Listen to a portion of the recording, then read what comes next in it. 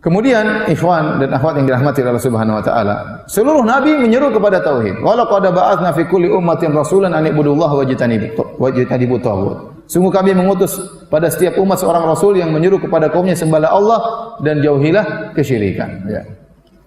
Dan mengingatkan manusia dari kesyirikan itu tujuan utama para anbiya, para nabi.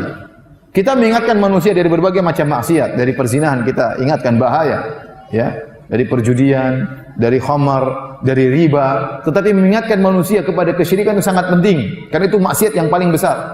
Maksiat yang sangat paling besar. Ini pertama, syirik adalah maksiat yang paling besar. Yang kedua, maksiat itu masih terjadi, kesyirikan masih ada di zaman kita. Masih ada atau tidak?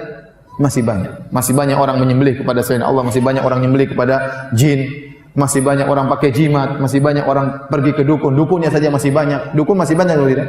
Masih banyak. Masih banyak orang pergi ke kuburan-kuburan wali minta-minta ke situ. Masih banyak. Masih banyak, bukan tidak ada, masih banyak. Dan banyak orang melakukan kesyirikan, mereka tidak tahu kalau itu syirik. Ini jadi masalah. Kalau orang berzina mereka tahu itu dosa, mereka tahu itu zina. Kalau orang minum khamar mereka tahu itu dosa. Kalau orang makan riba mereka tahu itu dosa. Orang mencuri dia tahu itu dosa. Tapi banyak orang melakukan kesyirikan dia tidak sadar itu kesyirikan. Maka semakin menekankan kita untuk mengingatkan itu adalah kesyirikan. Banyak orang ya pakai jimat dia menyangka ini bukan syirik, namanya ikhtiar, usaha.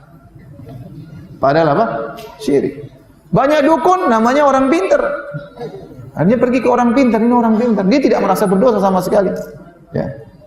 Banyak orang memotong ayam, memotong kambing untuk bangun rumah, dikatakan tradisi masyarakat. Dia tidak tahu itu syirik. Sehingga perlu diingatkan ini merupakan apa? Kesyirikan. Terkadang kita melarang orang pakai jimat, sementara yang jual jimat kiai kadang-kadang. Repot. Ya.